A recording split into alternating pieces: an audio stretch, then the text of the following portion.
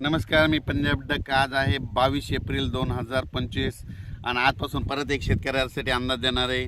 राज्यातल्या सर्व शेतकऱ्याला सांगू इच्छितो की राज्यामध्ये काय करा. आता लहान मुलाची वयोवृद्धाची काळजी घ्या, कारण की राज्यात आज 22 पासून राज्यामध्ये उन्हाची तीव्रता वाढत जाणार आहे. जवळजवळ पारा जवळपास 44-45 अंशापर्यंत जाणार आहे. म्हणून लहान मुलाची वयोवृद्धाची काळजी घ्या. आणि राज्यातल्या सर्व शेतकऱ्याला सांगू इच्छितो, राज्यामध्ये आता उन्हाची म्हणजे तीव्र लाट असल्यामुळे जवळपास 30 तारखेपर्यंत उन्हाची तीव्र लाट राहणार आहे. आणि दिवसा मात्र गरमी खूप राहणार आहे.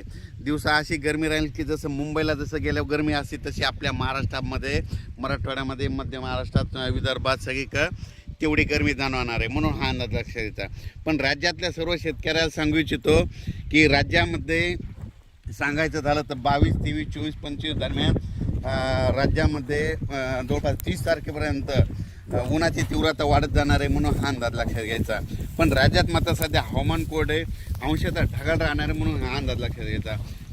म्हणून राज्यातल्या सर्व शेतकऱ्याला सांगू इच्छितो की शेतीची आता मशागतीची कामे करून घ्या. कारण की आतानं म्हणजे अंदमान आणि निकोबार बेटा म्हणजे त्या समुद्रामध्ये मान्सूनला असं पोषक वातावरण चालू आहे. म्हणून हे देखील सांगू इच्छितो.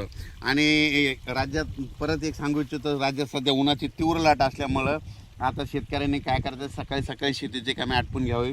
आणि हे काय पाहू शकता, हे आपल्या शेतामध्ये संपूर्ण नाले सगळे नाला खोलीकरण सगळं करून सगळे कामं व्यवस्थित करून ठेवलेले आहे. आणि आमच्या शेतामधून हे अंदाज देत आहे.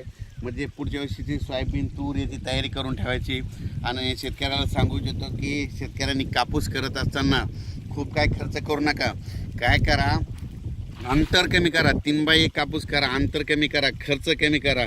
जास्त म्हणजे खर्चाच्या भानगडीत पडू नका.